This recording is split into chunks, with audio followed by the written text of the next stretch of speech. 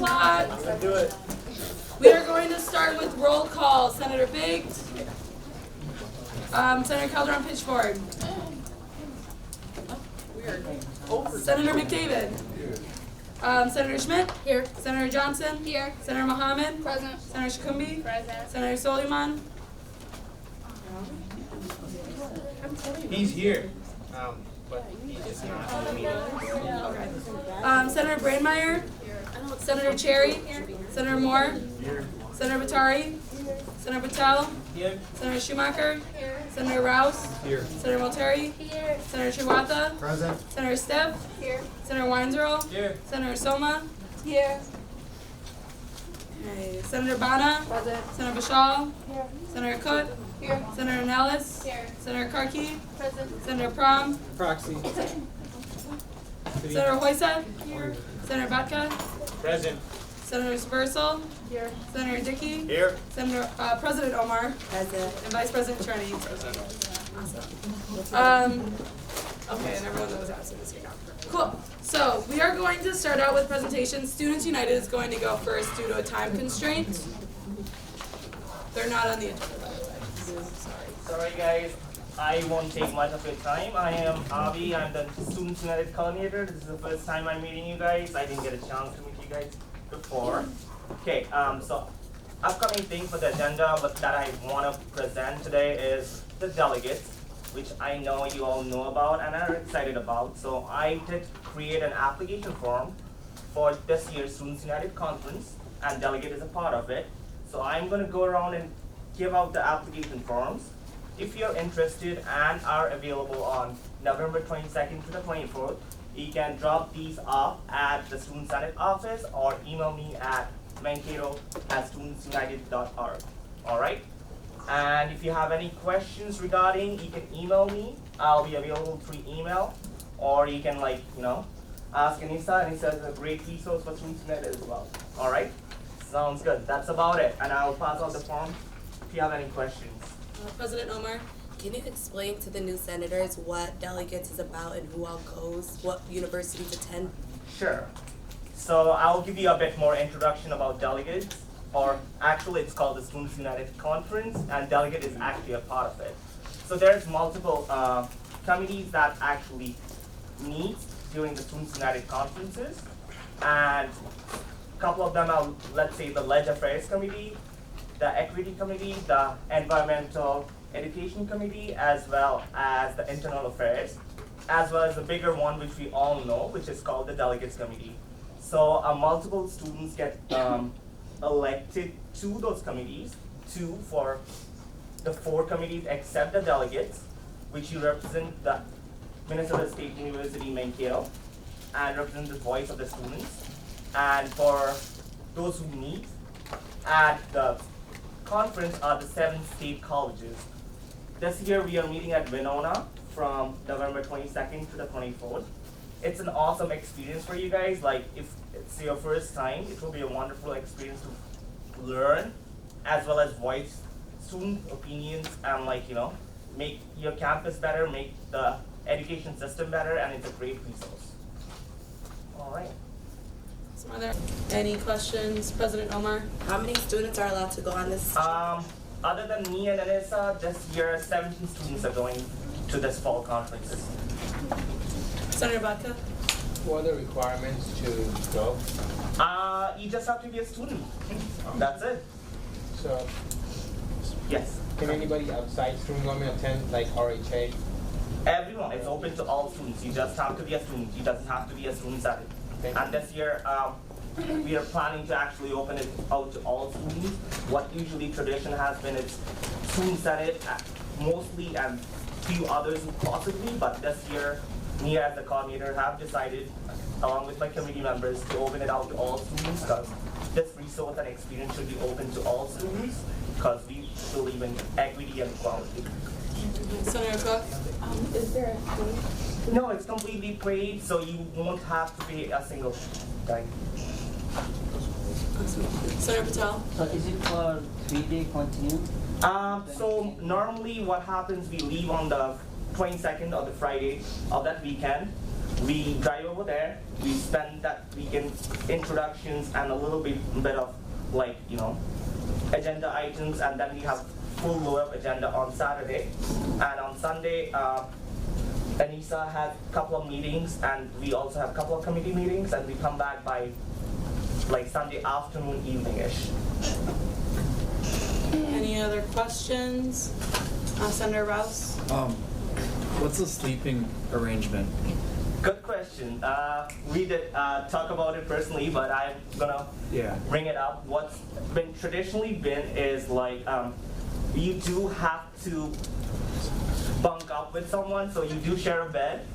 And in your questionnaire or the application form that I gave you, you have the preference of choosing like bedroom roommates in a sense. So like you have a preference, and then we match you to people who are going.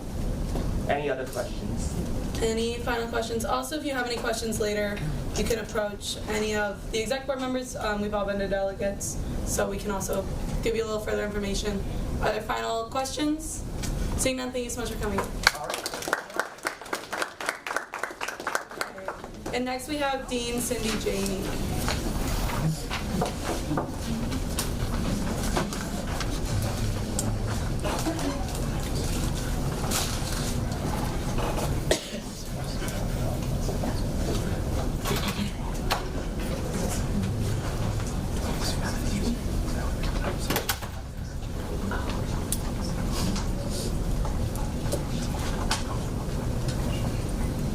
Good afternoon.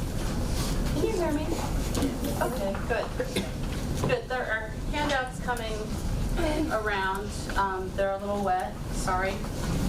And they'll match what's up here. And they should be in your minutes as well. So I'm Director of Residential Life and Dean of Students, and here to talk for the first time this fall about the process for setting residence hall rates. And thank you to Andrew, who's going to click the slides for me. So we'll define what are room and board, or board is also another word for meal plan. A little educational moment. The word board comes from medieval times when people would go someplace to get their meal. They would sit on a bench, and the proprietor would literally place a board across their lap and serve the food on the board. That's where the board comes from. I think we're way past medieval times, so we're talking about meal plans. Okay? But I will still use the word because I'm so accustomed to using it. But when you hear board, that's meal plans. Okay? We'll talk about what the student consultation process is, changes that have come from this process, and then what's next. Okay? So first, what are room and board rates? Room rates are the fees that students pay to live in university-supervised housing. So Crawford, McElroy, Julius Sears, Prescott, Stadium Heights. Okay? Includes more than what is included in apartment rent. So the room, the furnishings are included, the utilities, so that's power, heat, cooling. 85% of our spaces have air conditioning. Cable, internet, both wired and wireless internet are included in that rate. Laundry services include not the service to do your laundry, but the machines, the washers and the dryers, are included in that rate. Water, sewer, trash collection, recycling, also the common area amenities, the cleaning and the maintenance of the common areas. Services like the items that students can check out at front desks, also res tech services, and then staff supervision included in that rate. Okay? The meal plan rate, what's included in that? That includes the food itself, the staff who select the recipes and make and prepare and serve the food, the staff that clean up, maintenance of the dining equipment, utilities. So that's water, electricity, gas to both prepare the food and clean up. The cleaning and maintenance of the dining spaces, disposable items like cups and flatware, the utensils, pots and pans, the to-go containers, and then computers, cash register, and software. Software to know when somebody is doing a debit of their dining dollar balance or of their meal plan balance. So to set the rates for next year, we look at what our current and projected expenses are. We work with finance and administration to get their estimates of projected expenses. We determine rates that are going to cover those expenses and also reinvestment in our facilities. We talk about new services and amenities that we could offer, and so that's a process where, particularly in RHA, but you can raise ideas here. Ideas are raised, we price those out, we talk about what it would mean if those were implemented, and then students have an opportunity in the Residence Hall Association General Assembly meeting to vote on a ballot about which of those improvement options they think are worth it to pay for.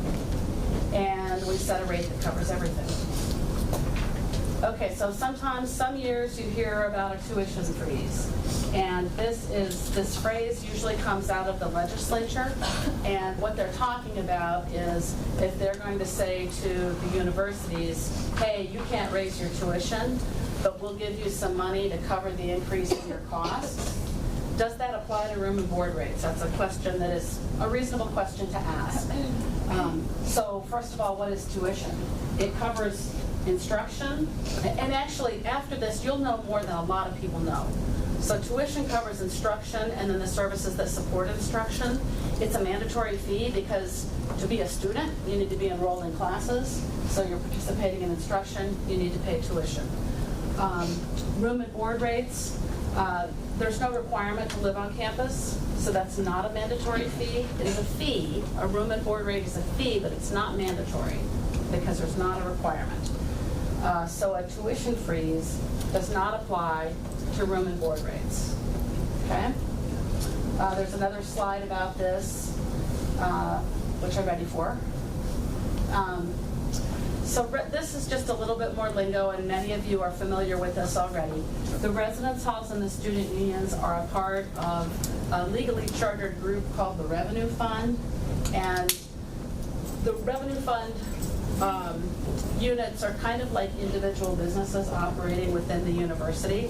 So the residence halls don't get tuition dollars, and we don't pay for instructional kinds of things. We also have long-term debt. Usually when the university builds a building, the legislature makes an allocation, and there's not long-term debt on the part of the university. In the case of the residence halls, because we are a revenue fund unit, we take out debt like a mortgage, like your parents may have borrowed to purchase a house. And so we have long-term debt on the buildings that were opened in 2008 or later. The buildings that were opened prior to that are paid off. So part of the student room rate goes to pay off that long-term debt. Okay? So what's student consultation? The university shares information with student leaders. Student leaders get to ask questions about the rates planning process, and students vote to provide a recommendation about what improvement options we should include. The Board of Trustees considers those rate proposals, and they are the people who have the approval to set the rates. Now, they don't actually do that until June of next year. Usually it's in June, and we're talking about this now because there are high school seniors out there right now who are planning where they want to go to college, and our goal is to publish our room and board rates, or at least our room rates, over the winter break, so that those families can have access to that information as they're considering where they want to go to school. And then the Board of Trustees will take action on that in June. In consultation, what they want to see is evidence that the university has talked with students and students have had an opportunity to ask questions. They're not saying that what they want to see is the students voted and approved. Because this is a business and it has debt, if there were a situation where the students said, oh, we think the rates are way too high and they should be half of what they are, then the residential life unit wouldn't be able to meet its obligations of debt service and employee contracts. So I described the process. We'll submit our fee proposal and rationale through to President Davenport, who will submit that to the Board of Trustees. And the Board of Trustees asks for a letter of recommendation from the student government groups on each campus. Not all campuses have a residence hall association, and so they don't try to designate different groups on different campuses. They make it easy for themselves and say, okay, it's always the student government. So the way we put this process together is to say, well, let's have one process, set up one timeline. So I met with leaders of student government and Residence Hall Association a few weeks ago, and we looked at a schedule and came up with an agreement of how this process would weave through the two organizations so that at the end, we've had one timeline. It's not helpful for two organizations if I set it up so that I'm talking with one organization and then later talking with the other one who thinks something else and doesn't agree. That would create conflict between your organizations, and that's not the goal.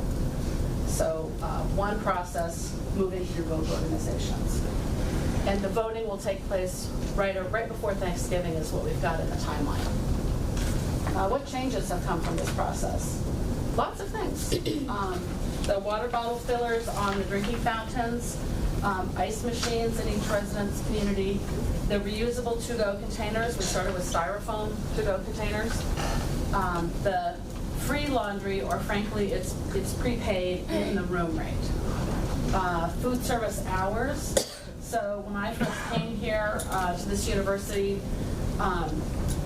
in 1996, I think dinner ended at about 6:30. I know, crazy. And students said that's too early. So we would work overtime. We've extended the dinner hours so that it's on a school night, dinner's open till 9, and on a non-school night, it's open till 8. And that's basically a labor cost that dining services needs to have more people there to serve. And so we've just done the math and figured out what's the cost per student to offer that, and students have, at different intervals, said, okay, we're ready to extend the hours. Desk supplies, an RHA promotional item, toilet paper. So toilet paper, we have units that have a bathroom inside, primarily initially in Julia Sears and then in Cresca and also in Stadium Heights. And we weren't providing toilet paper in those places. We were saying, oh, students, you can take care of your own toilet paper. And the Residence Hall Association said, well, let's give us an option. Tell us what it would cost for you to provide the toilet paper. And we presented that, and students voted that they wanted that paid for in their room rate. So that's how we do it now. And then they said, thank you for the toilet paper, but it's crummy, and we would like better toilet paper. And so now we provide 2 ply toilet paper. Yes, you too can aspire to the sophisticated life of talking about toilet paper for a lot of your day. Okay, then water filters in floor kitchens was something else that students asked for. Actually, students asked for water fountains on each floor. That was incredibly expensive, but we were able to provide filtered water by adding a filter in each of the floor kitchens. Okay? What did RHA vote for last year? 3 things. The desk checkout supplies for $1 a person, the RHA promo item, which is the next slide, for $3 a person, and then extending an hour on Friday night and Saturday night for the 1872 Grill in Julia Sears, and then also for Chet's Place to stay open until 1 a.m. instead of midnight. Okay? Improvement ideas so far are vast.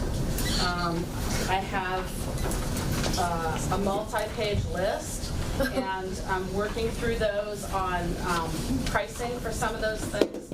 Some of them they're really more maintenance items, and so it's like, oh, thanks for bringing that to our attention. We will address that, but that's not something that we'll put out as a charge. So some of them come more along maintenance and renovation. Let me see, next slide. So I invited Residence Hall Association students to share their ideas, and certainly you may share ideas as well. In the interest of the timing of the meeting, I would ask you to send me those on email. And I did raise a couple of items that have come up in different years, but they come up over time, have been these two, having TVs in each floor lounge, and also what would it take to have paper towels in floor bathrooms instead of the electric blow dryer things to dry your hands.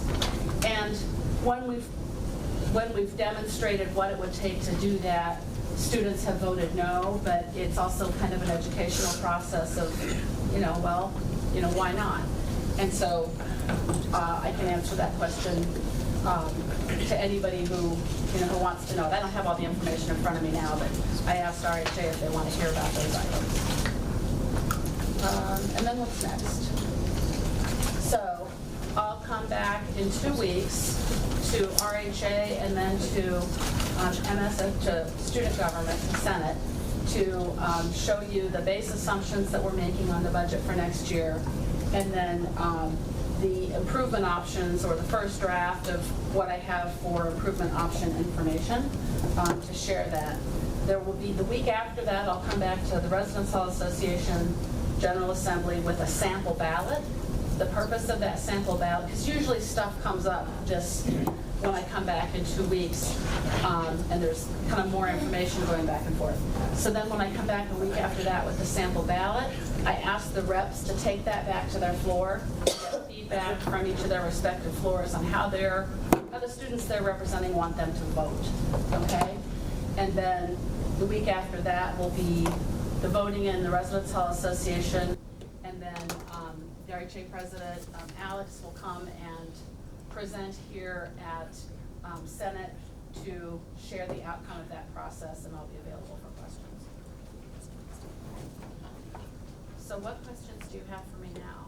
Senator Huesa? I have 2 questions for you. The first one is, the last time you spoke at student government about this topic, you weren't the dean of students. I don't think so. I was just wondering if you could speak a little bit about the role and what that means. And then the second question I have is, so this seems like pretty basic stuff that students get to vote on. I was wondering if students ever get to have a say on the new construction of residence halls, which I know are in discussion, or renovations that happen to the residence halls, like E Hall and F Hall that just were renovated last year. Like, do we get to talk about that stuff too? Sure. Let me start on, if I may, start on your second question, and then you'll maybe help me back to the first one. Do students have a say on renovations? We do surveys annually that are satisfaction surveys. We get input from that.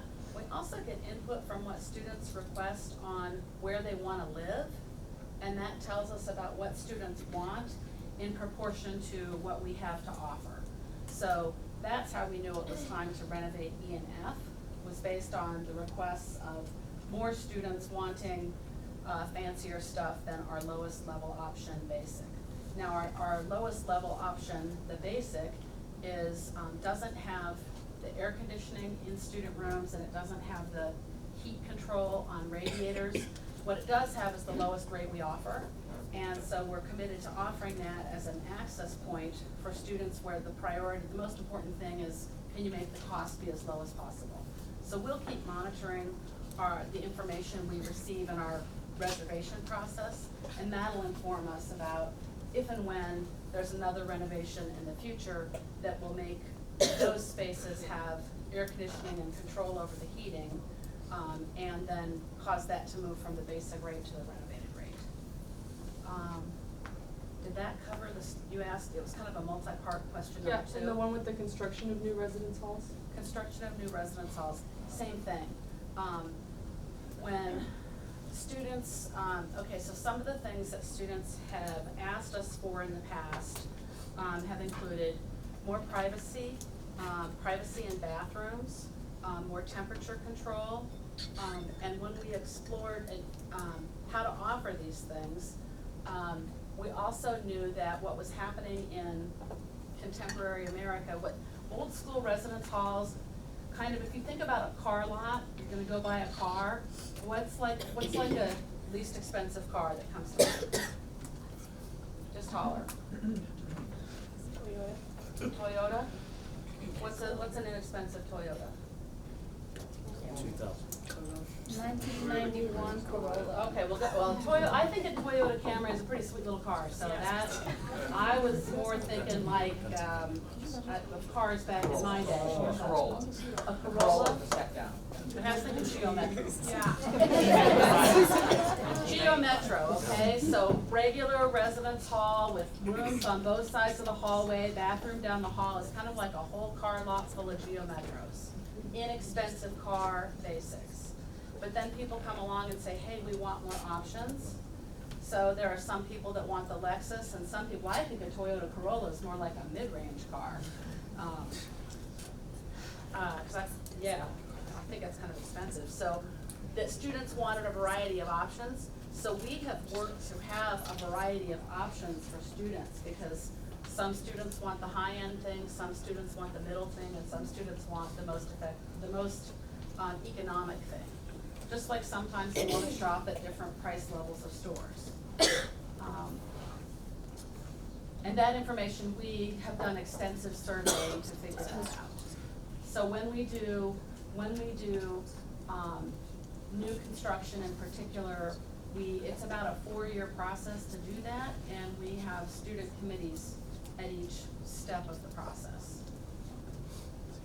Okay, you had another question? Yeah, the other one was just about your role as the dean of students and what that means. Just because you weren't serving in that role this time last year, so I was wondering what that position means. I think it just means I'm a little more tired.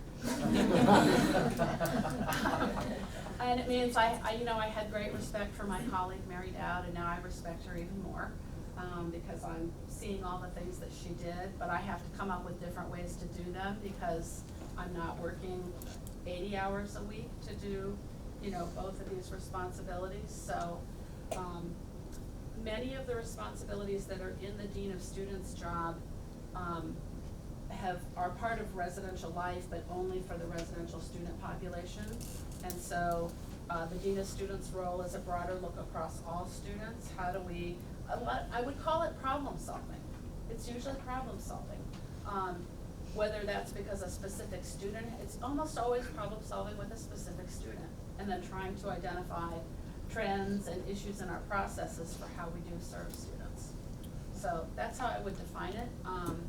I've been able to, I think that our Vice President David Jones asked me to do it in part because there was, cost cutting at the university in response to, lower allocations coming from the state. And as a part of that, I said, well, I would need support to do it because I don't think I can effectively do this by myself. So I'm fortunate to have a graduate student conduct officer, and then we have hired a half-time professional conduct officer as well. So. Senator Schmidt? Hi. So going back to the changing back to paper towels versus hand dryers, have you thought about just upgrading the hand dryers that's already there, and how much that would cost? And not saying upgrade to the state of the art, newest, but just something better than what's already available. Yeah, what we have is probably old state of the art, because they were the bomb when we first got them, and they may be an aging bomb now. Yeah. So we can look at that as a possibility. If we do it slowly over time, just as a part of renovations, then it's more affordable. I don't know if we'd have to figure out, do they pull more power? Can we support that with the electric service we have? It seems simple and turns out to be complicated. Right. But it's certainly something we can look into. Yeah. Senator Vodka? Hello, Cindy. I just wanted info on the residence halls that were built after 2010, so is it just Prescott or more than that? 2008 and later is Julia Sears, Prescott, and the Dining Center. So is Dining Center also fall under Res Life? Yes, the Dining Center, because students who live in the residence halls have meal plans, and the Dining Center is a place where meal plan food, all you care to eat, is served. Yeah. Are there any other questions? Any other questions? A good point of contact is also your Res Life Centers because they do meet with Dean Janey. Are there any final questions with that? Seeing none, thank you so much for coming in.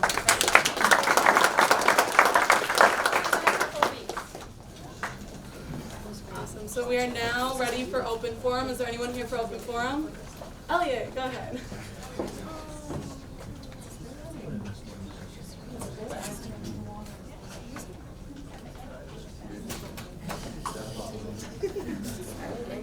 So we have a pilot program coming up Friday. We're gonna roast some s'mores, cook some food, build some fires, use some stoves, get outside, have some fun. We still have plenty of spots open. I'm gonna pass some flyers around to you all, so share those with yourselves, with your constituents. We have a QR code on here that you can scan as well if you want to come and register. The event's free. I do and I don't apologize for being gone the past couple of weeks. I got married, so I was with my wife. So I wasn't neglecting my duties, but I was spending time with my bride, so we were having a little time together. So, but I'm back now, and I'll be back for until I graduate. Is there anyone that wants to follow that up? Any other open forum? Go ahead.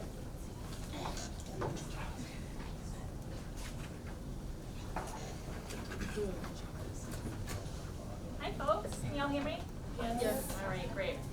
So my name's Caroline Nelson. I'm here on behalf of David Jones today, and I just want to start by saying thank you for all the work that you do. I acknowledge that the work that you do often for other students, not for yourself, and sometimes we don't answer thank you for the hard work and the time that we spend. So thank you for the work that you do. I'm here to talk a little bit about the university's emergency grant program. I know that David has, and I'm going to pass this around. This has the layout for this next academic year. Feel free to take one for yourself, take one for a friend, take one and put it up in a place that you frequent that you know other students use as well too. So I understand that David Jones has shared with the leadership the administration's decision after the consultation process of the emergency grant. So I understand that's been shared at Meet and Confer, but it may not have been shared broadly here. So the decision was finalized on October 1st, and the administration has chosen to move ahead with $100,000 for emergency grant funding. This was kind of done via memo between David Jones and President Davenport. Moving forward, we are expanding the student profile of the students that we will be offering to. We will expand it to include students who are a little bit outside of previous qualifications in terms of low-income student status, and then we also are going to be including Minnesota DREAM Act and DACA eligible students in that application process. The process itself involves students meeting with a grant advisor who they can identify via this website right here. It's not the fanciest website you ever saw, but it gets the job done. Students can choose from almost 50 different grant advisors across campus, so we hope that students can work with somebody they feel comfortable working with. And once the student submits an application for grant funding, we try to get back to those students with a review and decision within 2 business days. And I also try to provide payment directly to a third party 2 days later. So it is kind of a quick turnaround for students who are experiencing kind of an unexpected financial challenge, right? So we all know to plan for tuition and fees and books, but sometimes a bump in the road comes along and can be really hard for students to navigate. And the purpose of the emergency grant is to kind of get students right over that bump and right back to just being your regular old level of stressed out college students, right? So moving forward, students do still need to be enrolled for the semester that the emergency grant application and award occurs. They do have to meet with a grant advisor at the front end before they apply, and then at the tail end after they apply. And we encourage that tail end application whether or not the student receives the grant, because it's that time that we're having strong conversations with students about long-term financial planning, how to set up a reasonable student budget. How do we get you to a place where you can have just $500 in a savings account and feel more confident in your financial situation? We also are connecting students with campus resources, but we've made it a priority to try to connect you as students to the community resources, both locally within the county and state, that you're all eligible to apply for. So Students need to be enrolled, they need to meet with that grant advisor, provide expense documentation, and then they have to be an undergraduate, financial aid eligible, or DREAM Act eligible student to apply. So I do want to acknowledge, and I appreciate your resolution to include both graduate and some international student populations in there. I think that's a long-term goal of the university to include them. I will continue to track the inquiries that I have coming in, as I have in previous years, of those student body populations, and assist them always with connecting them with those budgeting resources and also the campus and community resources that they're able to apply for. But I also want you to know that sometimes students think more creatively than I do. And so if you have ideas about how we can verify financial need for both graduate students and how we can navigate helping international students without having it negatively impact their visa status and their ability to be students here, I welcome those ideas and changes to the process. Does anybody have any questions? Are there any questions? Yes, Senator Carter. So thank you for coming and explaining everything. I want to explain like how international students can be enrolled in this program. So like there's already another program where international students apply for financial crisis and then they get like a permit to work, which is originally illegal. But after the documentation and process and proving that they're like physically in difficult situation, they get to work outside the campus. So similarly, you can add such kind of documentation process, and then where the student can prove that they're like in some kind of emergency. And if the documents gets approved, then they will go to for the grant. Yes, so I am aware, thank you for your question and thank you for that feedback. We do know that that's an option for international students. It's not a great option because the approval is through the U.S. Customs and Immigration Services, right? So you don't apply to the university for relief. That application happens at the federal level. And usually is only granted for, like death of a parent or significant devaluation of a currency. And since it's a state level function, it often takes students a long time to navigate that process when what they really need is immediate relief. I understand that international students, as a condition of their visa, that you sign something that says, that you're not going to be a burden on the state, right? So that's one of the reasons why our admissions office requires that proof of financing upfront. Things change, absolutely. But what we don't want to do as a state institution is to provide you direct state aid or make a payment to a third party within the United States on your behalf. Because those are qualifying expenditures from the university as a state institution that may have to be reported to Customs and Immigration Services. And so it's really not that we don't want to help you, but we want you to be able to continue to be students here as international students. And especially given the current political climate, we want to do everything in our power to keep you here as a student. And my worry and fear in giving you that money may mean that you may not be able to continue to be, that may be a potential repercussion of receiving those funds as an international student, maybe that you may not be able to continue to be funded here, or to not continue your degree and graduate from here. So that's my deepest concern. I do always refer students over to J.C. Fry in the International Center to help her. She will usually walk students through that custom and immigration special circumstances process. Domestic students can do that in financial aid too. But we still kind of keep running against the fact that these dollars are they're different.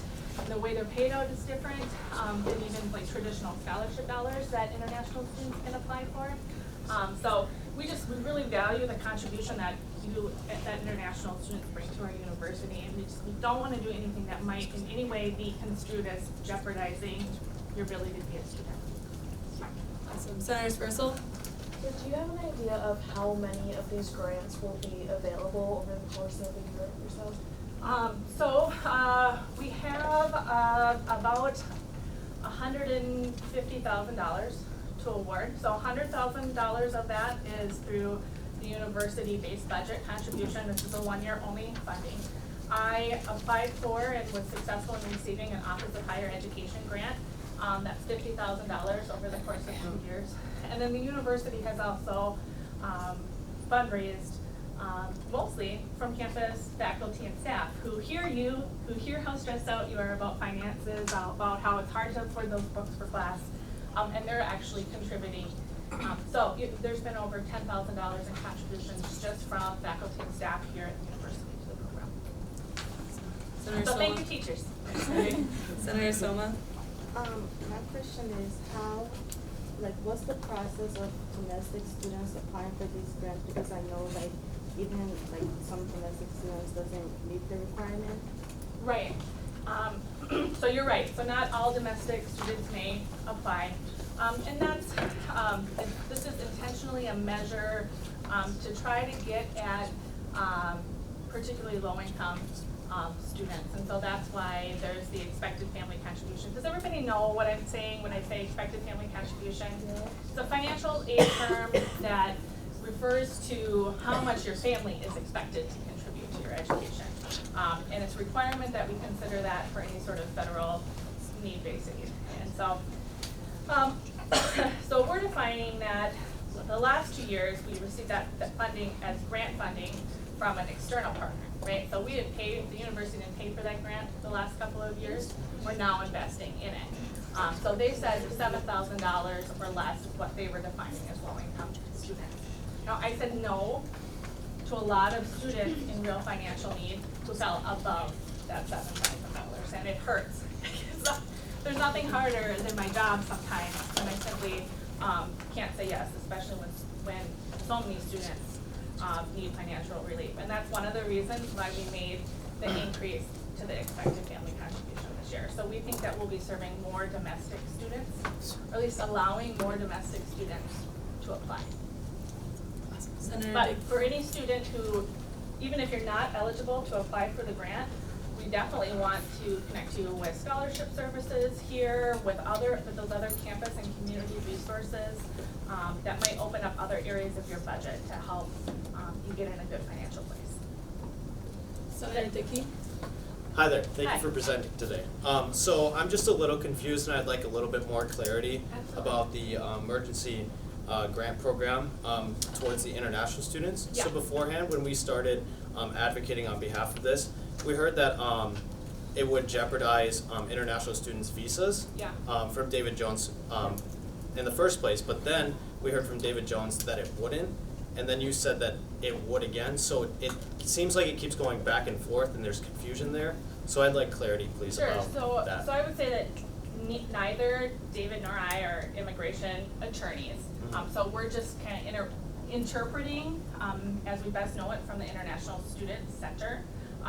But yes, absolutely, I'm sorry that there was that miscommunication from David, and I will just follow up with him to make sure that we're both on the same page.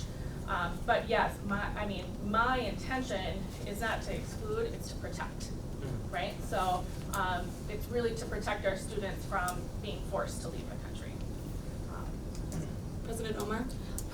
Mentioning the International Center, we work closely with them and we put some stipulations in the emergency grant, as well as Dr. Jones is working closely with them. So I'm not sure if you've seen the stipulations that we put into that so that it wouldn't jeopardize their status. So was that taken into effect, or were you unaware of those stipulations that were included in the resolution? So the last communication that I received, I did not ever see your resolution back to cabinet. The last piece of information that I saw was a finalized memo between David Jones and President Davenport acknowledging that you had recommended including both graduate students and international students with a valid visa, right? Who are enrolled in a degree-seeking program and who are not sponsored students. So I understand sponsored students to be students whose funding is state-sponsored. So their country of residence is coming and paying. So I don't know, if we can find a way to make this work for international students, I think both David and I are for it. We need to have some more funding, maybe released, honestly. But we are not trying to put up a wall here. We want to help all students, but we want to help them in a way that is not going to have unintended negative consequences for them. John? So I'm not aware of, what sort of stipulations you might put in there. We have talked a little bit about making sure that students are referred to the U.S. Customs and Immigration Services Special Circumstances process, for sure. So that was something that we've been doing for the last couple of years. John? My understanding also, Carolyn, was that in addition to the visa concern, there's also, you mentioned this earlier in your presentation, but having a subjective way to look at financial need for any of the applicants. So that's one of the areas of concern too. Senator Hoysa. I guess the reason that it's difficult when you come back to us after this has already been implemented is that we had a lot of questions about this, and we thought they'd get answered once the resolution passes, and so here you come back and those questions aren't answered. Sure. We totally get that we want to include as many people as possible, but if the measurement tool is already excluding people, then maybe we should have considered a different measurement tool from the get-go, because like international students and domestic students should be treated equally here, and they should be admitted on the basis that they're going to be treated equally, so it's a little bit, doesn't sit easy with us students to know that I would get different privileges than Arnati would get, even though we're both admitted students here, and there are measurement tools that could be used to measure whether or not both of us are deserving of it besides just status. So that's why I think we're hung up on it and keep asking the same questions, if I'm allowed to speak for people here. So I guess that's just kind of where we're caught up. Yeah, yep. And so I would say that the conditions of your admission were not the same. So Sophia, when you were admitted to the university, you were admitted based on your high school an academic profile, right? And you as a United States citizen are eligible for need-based financial aid through the FAFSA. Yeah. International students, because of the restrictions of their visa, are not able to access need-based financial aid. So our admissions office verifies with international students before they're admitted to the university that they have the capacity to pay. So each international student provides verified documentation of a dollar amount equal to one full year of tuition, and then they also verify with us that and say to us that they will continue to make those payments and have that amount available annually to the university. And so I totally get what you're saying. Everybody's paying similar student fees, everybody's paying tuition here, but the conditions of the admission to the university are in fact a little bit different. And that's us as a university trying to do right by international students and making sure that they have the finances and the means to be successful here, to take care of all of their housing needs and tuition and fees needs and books. So they're successful here. Now I understand life happens, right? And that's why there's the custom and immigration systems process to go through that. But if you were asking me to take a look at, an admission status for an international student and determining somebody's eligibility for receiving a grant, none of them would be eligible because they all provided documentation that they have the cash up front to pay, right? So that would absolutely exclude them unless they've gone through the Customs and Immigration Services process. Does that answer a lot of questions? Thank you. Yeah, no problem. President Omar? Never. Okay. I know that David preferred, another one? Yes, just like 2 questions. So when international students are admitted, they have to show proof of their ability to pay tuition for a full year. Yes. So emergency grants usually don't go to tuition. Right. Right. So that wouldn't, I'm assuming that wouldn't affect. But anyway, and then the second question, that was kind of a comment. But the second question is, if they sign a paper that says they won't be a burden to the state, does that mean raised funds from, say, faculty and staff, which are not technically state funds, would that apply? So I think that the gray area is, again, I'm not an attorney, but the gray area is the fact that emergency grant funds are not provided to the student. They're provided to a third party. Okay. And so I think that's the distinction, is that if I'm paying on your behalf for, a car repair, a rent, check, whatever that might be interpreted by the State Department as by the United States State Department as a state institution, a United States taxpayer-funded institution subsidizing somebody on an F1 visa. President Omar? I just want to go back to Senator Hoysa's point. When we were deliberating on who should get it in Senate, we weren't looking at admissions, we were looking at the general funds, since that's what the $100,000 was coming from. And so we thought since all students are paying into that general fund, why not access it? It wasn't based off admissions. We just wanted to be fair because all students are paying towards this fund. Yeah, I think that's fair. Just to clarify. Yep. Cool. Are there any final questions? Oh, sorry, the camera's right in the way. Sorry. So thank you for coming, first of all. But my question was, if you were planning on continuing this program past the first 2 years, what is your goal for finding funding for this program? We need to show that this program makes a difference in the students who receive its ability to stay in school. And so we need to provide data that shows that between the general student body population and this subset of students that they are retaining either at the level, because we know that we have a retention gap for low-income students and eligible students, which these are the students that we serve. So we need to see that either the students who are receiving the grant continue to enroll and stay and retain, and ultimately the goal is graduation, or we need to see that we're leveling the playing field, right? So we're getting, our general student body might retain at this level, and lower income students are, I'm afraid to say, like, significantly shorter, right? Because they're working more, they have less family resources to help pay for emergencies that come up. So the idea is to get all those students at this level playing field. And sometimes it's just that $500 or $1,000 that a student needs to get right back there. Yep. Are there any final questions? Any final questions? Seeing none, thank you so much for coming. Okay, is there anyone else here for open forum? Yes. Go ahead, Todd. I'm going to pull up just a quick sports dome update. This is drone footage from this morning. So we can see the field is done. The turf field is done. Not playable yet because we've got a lot of other construction going on with the building, and then obviously the bubble portion of it. But go ahead, Sam. You want to talk about the building right there? What's up? Oh, the building in your lower left. We finally see a roof on that building, so that's good because it's dry. Okay, and now we can do some work inside to get that ready. The storage, the restrooms, the office, all those types of things. See, one of our sponsors, Shields Field. Lines for soccer, football, lacrosse, short field soccer, softball, couple softball diamonds in the upper right, lower left.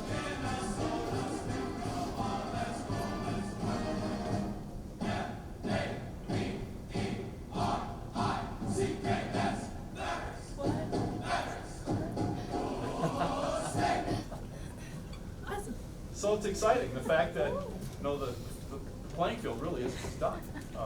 Today, Kevin Beiser and I, we had a 1 o'clock weekly progress meeting today, and we walked the field just to see if there was any issues, problems, things like that.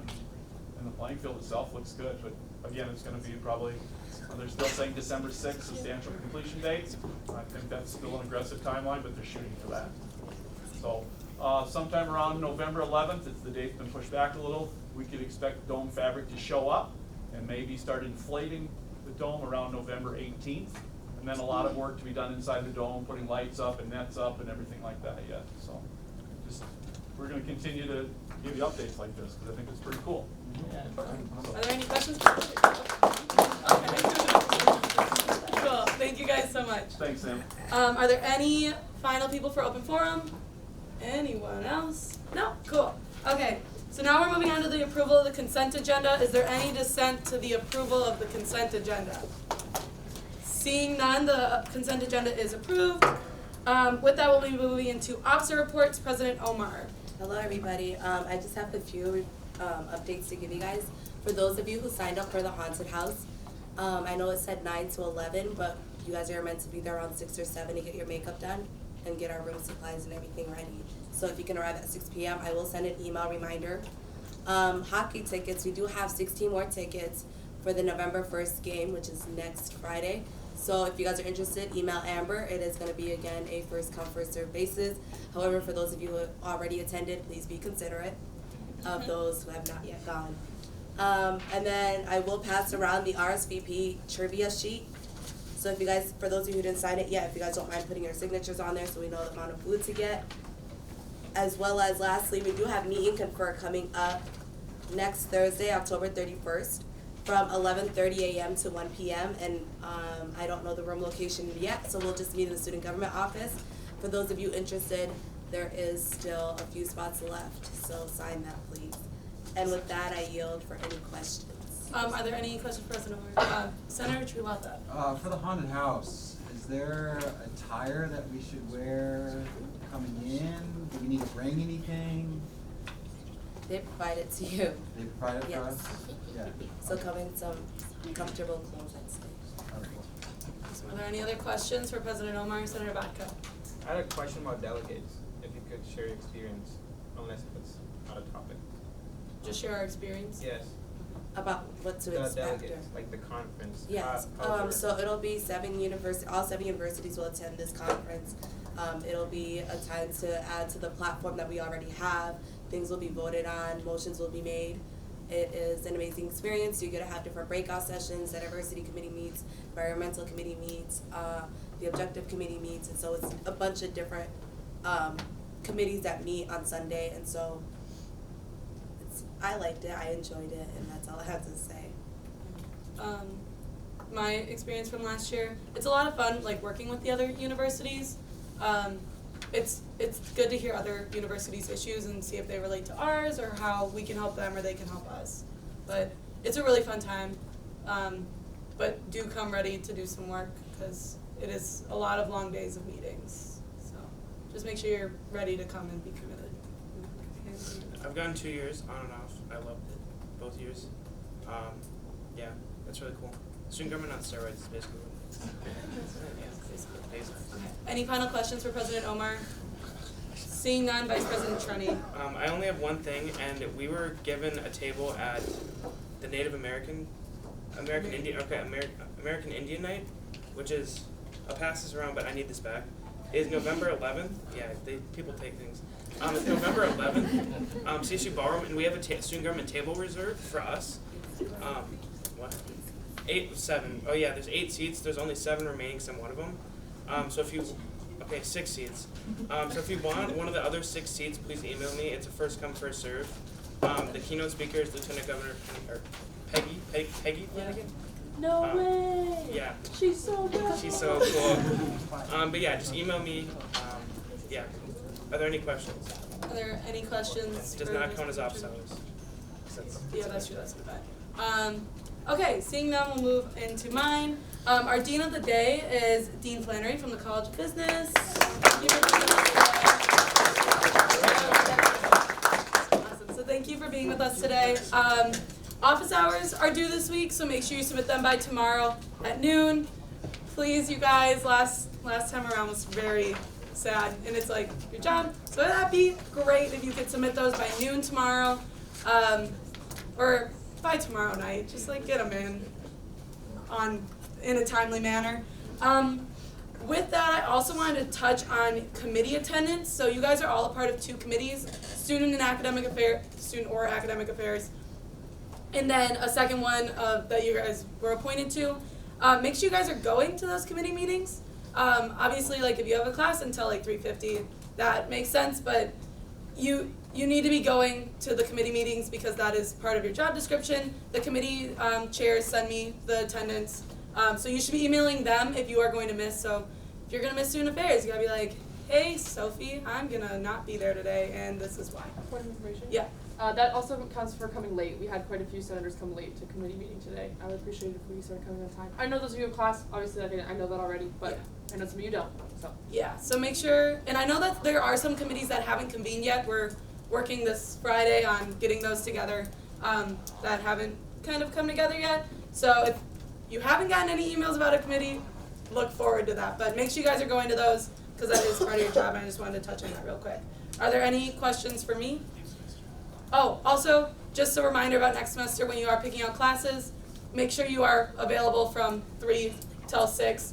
Also, next semester's budget season, so you should not get a class that starts at 6 p.m. because our meetings will be long. We also have the student budget meeting.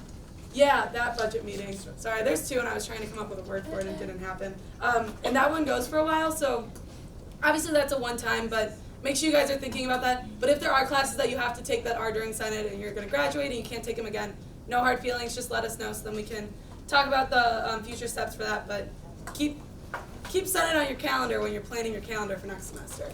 Okay, are there any questions for me? None? Cool, okay. We'll now move into Senator reports. Senator Dickey and Weinzierl.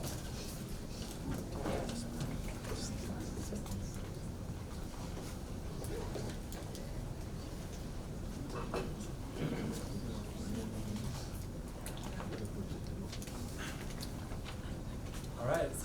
Hi, everybody. My name is, I'm off-campus Senator Weinzierl. I'm residential life Senator Dickey. And we have a project that we are going to present on right now, something that we've actually been working on over the course of the summer as well as the semester. And that subject is actually video games. So we look forward to talking to you about it.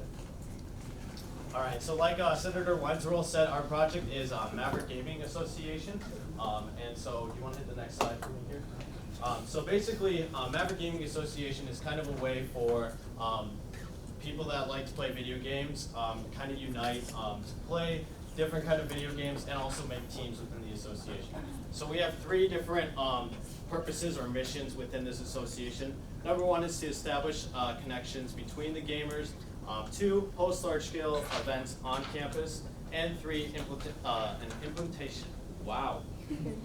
Implementation of varsity esports. So that just basically means making teams within our university to compete with other universities around the area or out of state too. So one thing that we have done over the summer, that kind of the first stage within making this association happening, is establishing connections between gamers. And how have we been doing that? We've been using something called Discord. It's an app that can be both downloaded on phones and on computers.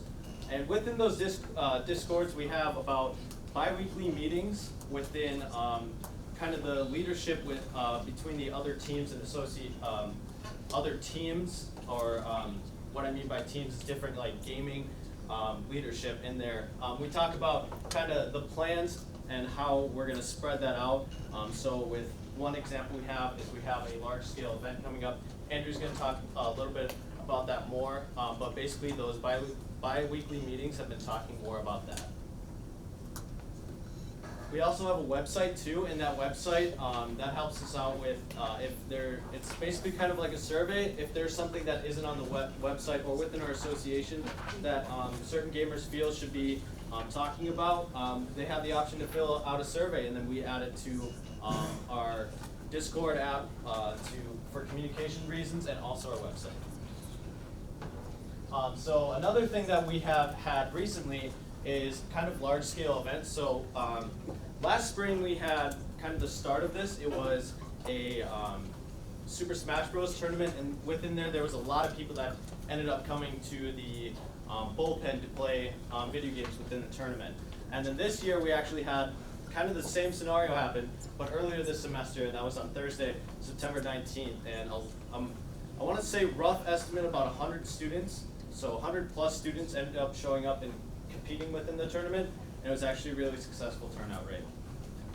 With that, we've been doing a lot of advertising. As Andrew had the previous slide, there was a poster with that, and the main way that we use for communication is through our QR codes that we have on our posters. Perfect, thanks. So, like Senator Dickey mentioned, we actually, first and foremost, that's a promo video up for the League of Legends team that we have on campus as well. But we are having another large-scale event coming up at the end of December as a means to promote esports at the university. Obviously, this is something that I hope you administrators are paying attention to. That's right, we're trying to get teams on campus as well. So right around December 13th to the 15th, the ends of finals week, we're having a huge League of Legends tournament, Super Smash Bros. Tournament, as well as Counter-Strike Global Offense as well. If any of you knows what those games are, you're invited to come participate.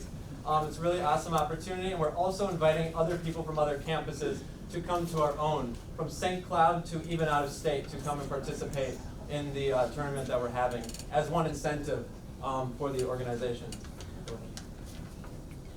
So that leads to the question, what is esports? I know we've said it a couple times already. According to Wikipedia, it's a form of competition using video games, essentially. Oftentimes they take form of multiplayer video games like previously mentioned, particularly between professional players, individually or as teams. Over the course of the past few years, esports has grown by over 4,000% at colleges and universities nationwide. So we thought that it would be beneficial for, obviously, MNSU to do that as well. That's point number 2. Point number 3, I thought it was just interesting that esports, gaming, as the industry that it is, has become so popular that it's actually going to be featured in the Summer Olympics in 2024 as well. Just a fun fact that has nothing to do with our presentation. I guess so. So just to kind of explain where we are, what the MAVRIK Gaming Association is essentially a parent organization. You can see Campus Recreation essentially above us. MAVRIK Gaming Association is right there.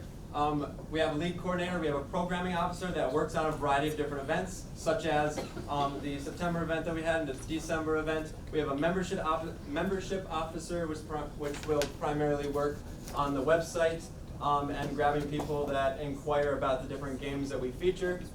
And we also have an outreach officer. And the outreach officer, as a way to garner more attention around esports, in particular the competitive side of things, the outreach officer, who we already have a wonderful student, is looking for coaches to coach individual teams that then create teams and then participate both here at the university as well as other universities as well. Between the MAVRIK Gaming Association and the individual RSOs, you can see video games to the right of the RSO logo, which are video games that are currently represented under different recognized student organizations. We have a steering committee. Like Senator Dickey mentioned, we have on a bi-weekly basis meetings where we just talk about where we're heading and what we can do to make sure that students coming to the university have the opportunity to engage in the collegiate varsity esports, and what we can do to ensure that we, first and foremost, recruit them and then retain them at the university as well through this awesome opportunity. Of course, we're also looking at opportunities for scholarships as well. We have up in the upper right-hand corner, we're actually applying for something called the National Association of Collegiate Esports so that we can get formal status. It's a long process, but as we go through this entire gaming association, it allows us to figure out exactly how we're going to do that and make sure that we have a nice foot in the door so that we can become an excellent esports university. So with that, are there any questions? Are there any questions for the senators? Any questions? Senator Moore. So you talked about positions like officer positions. So I'm assuming, first of all, they're all filled because you're starting to organize. So is your goal here to keep expanding those positions while you get larger and larger? Definitely, yes. The RSOs, obviously, they're under their own jurisdiction. We're a parent or umbrella organization, so we do not dictate what they do. They provide the consent for us to essentially work with them.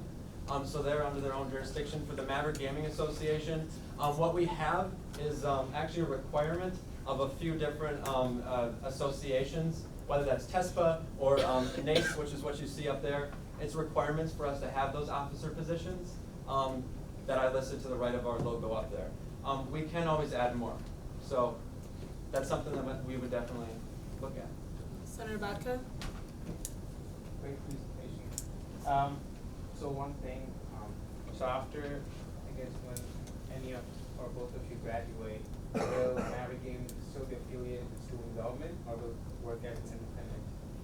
So the Maverick Gaming Association is just one of our projects. Right now, we're not affiliated with student government. There might be a possibility that we request funding or something, but once we graduate, I'm a junior, I'm planning on graduating next year. We have people that are freshmen, first year students right now that would take up the individual officer position. So that's something that we'd figure out, but we definitely want to keep it rolling, especially since it takes a while to achieve that varsity esports status. Once we receive that status, maybe we don't need the association anymore, but that's something that we'll figure out once we get that status. Are there any final questions? Any final questions? Seeing none, thank you guys. Senator Suleiman?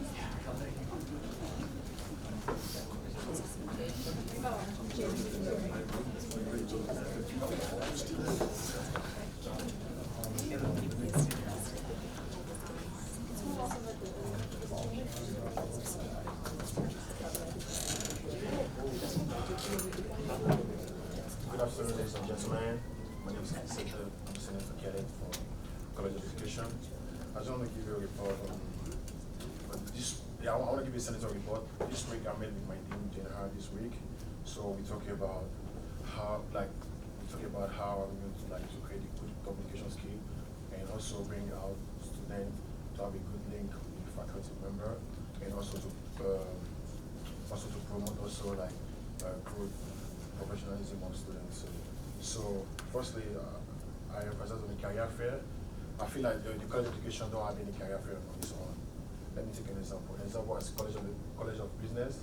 They have their own career fair whereby they invite most businesses to come in and students also go in for resume, for internship, and all kind of stuff. So I feel like this is going to be a good experience to have it in our department too. That's going to promote students to face the real reality of life. So for the career fair, I'm talking right now with Career Development Center, and we're making this out probably next semester. So I met with Matt Carlson, Assistant Director of Career Fair. I met with him on Tuesday. So he got so busy, so I need to set another appointment with him probably next week or within this probably on Friday. So secondly, I also talk about LinkedIn. I feel like LinkedIn is very important, like in this world of nowadays. LinkedIn is kind of like resume about you. And most students on a college education don't have any LinkedIn profile.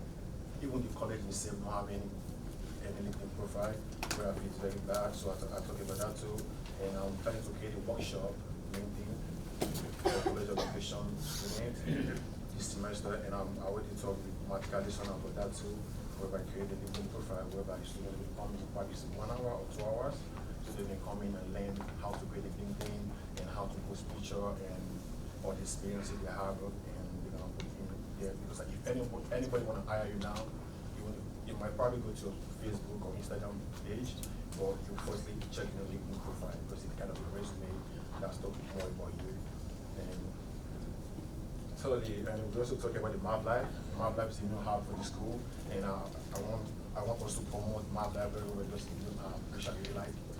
And I feel like the college education, if you check the MAVRIK app, you're going to see just the name and the number of and the mission of college education.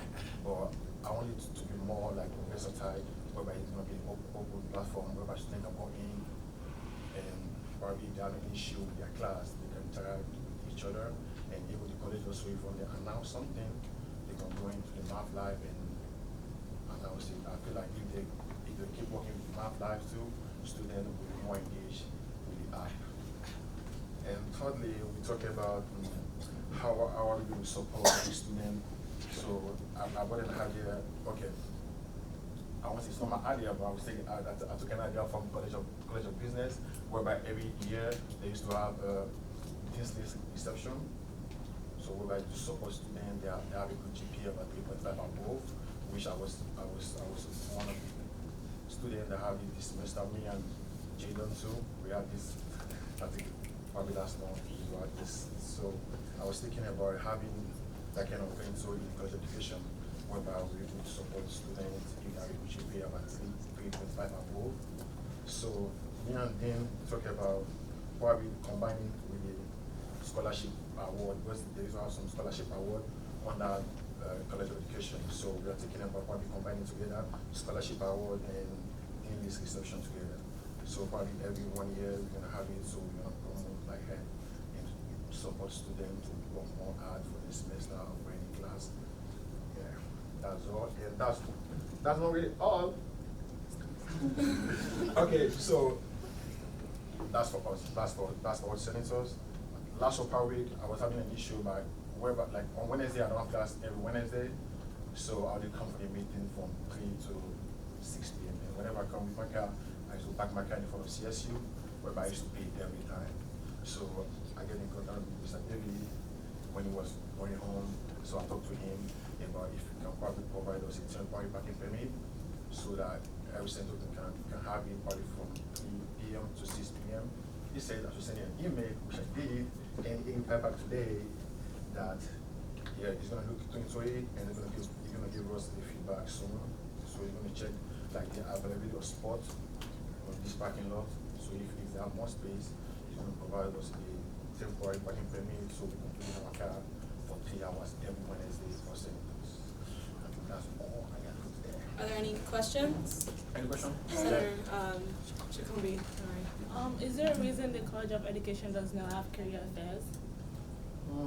Okay, as I said in the beginning, why I was running for this position, I feel like there's no really good communication among the students, because like even my team said every time there's a lot of event, even program for students as well. So that's why like it's when only the career development center only have the career fair. That's when like students on that college education usually go to that career fair. That's all. So after that, so I was starting to talk about what about if I promote the communication side, whereby if I find a good connection with the student to maybe bring up good student outside, probably for any career fair. She said if I can do that, that would be awesome. We can work together and create a career fair probably next semester. I don't know, probably next year. So right now I'm working with Adams Erin and Kathleen Farrell. I think they're working on that team, on that team about the communication side. So I'm gonna meet with them this week on Friday to talk about that, how we're gonna get this thing to happen, and try to reach out to students to turn up, to show up at anything that we're having. Are there any other questions? Any other questions? Seeing none, thank you.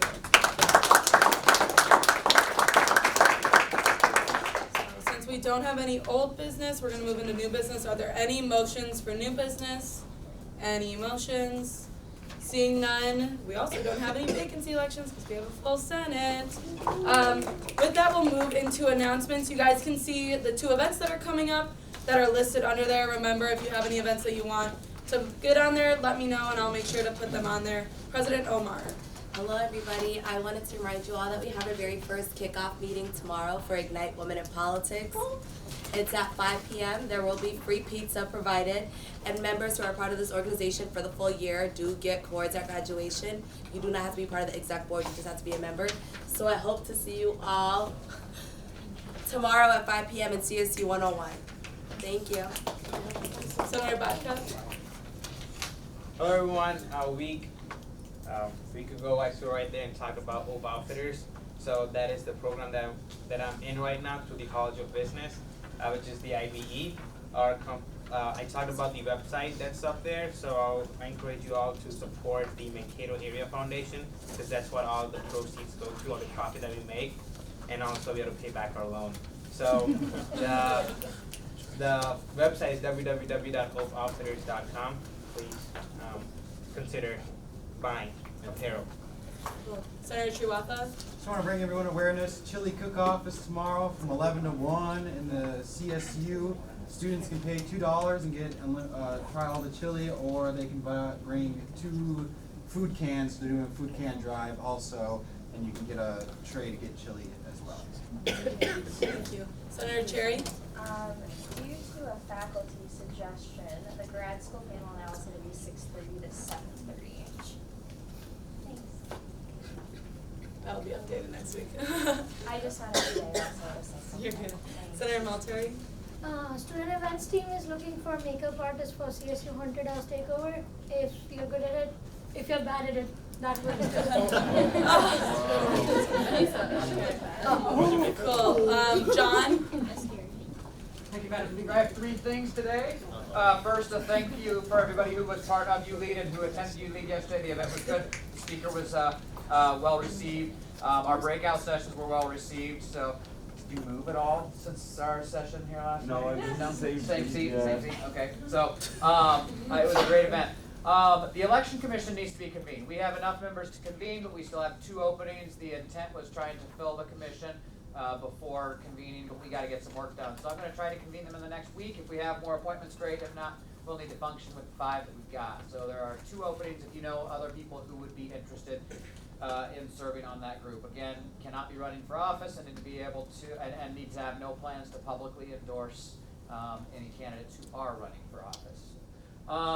The last thing I have, I've been working with Senator Khalid and Senator Sneha on the survey that's going to go out. We finally have the accurate email list that it needs to go to, so I haven't had time to mess with it since receiving it on Monday morning, though. Hope to have some time tomorrow, but also wanted to give some time between the all-student email that went out from student government and the survey that we go out. So the survey will be going to all students who are taking at least one on-campus course and who are living off-campus. And so it's asking questions that are going to help your off-campus senators. It's going to help me with some of the off-campus data that I need from residents and that we need to update. And then it's also going to have something to do with the project that Senator Triwata is working on. So our office will be helping to pay for 4 $25 gift cards that people who respond can be entered in a drawing for. And then we'll get that survey responses out. Are there any questions for John, Senator Batka?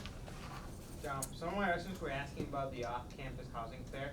Yep. Do you know what does the time frame look like? Sure thing, yeah. First off-campus housing fair is going to be Tuesday, November 5th. So 2 weeks from yesterday, from 10 to 2 on the first floor of the CSU.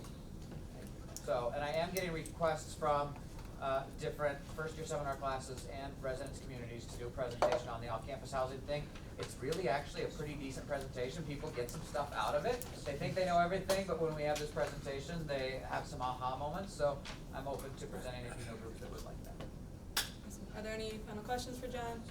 Seeing none, are there any final announcements? Anyone else, Senator Soma? Just a reminder that we have the Adulting 101 series next Tuesday. So you guys come out and support your fellow senators. It's from 12 p.m. to 1 p.m. so just an hour. And when you attend student government hosted events, so like the Women in Leadership event, Adulting 101, as well as the grad school panel, you will receive an office hour because you're supporting student government events, which need to be supported. Are there any final announcements? Anyone else? Seeing none, we will now do roll call. Senator Biggs. Senator Calderon-Pitchford. Here. Senator McDavid. Here. Senator Schmidt. Here. Senator Johnson. Here. Senator Mohammed. Here. Senator Shakumbi. Senator Senator Soliman. Yeah. Senator Brandmeier. Senator Cherry. Senator Moore. Senator Vitari. Senator Patel. Senator Schumacher. Senator Rouse. Senator Malteri. Senator Srivastava. Present. Senator Stiff. Senator Weinzierl. Senator Soma. Present. Yeah. Senator Bana. Senator Bashal. Senator Cook. Senator Nellis. Senator Kirky. Senator Prom. Yeah. While we're still doing roll call, if you guys could listen so I don't need to scream, that'd be great. Senator Hoysa. Present. Senator Batka. Present. Senator Spursel. Senator Dickey. Hello. President Omar. And Vice President Trenny. Present. Now you guys are all adjourned. We're good.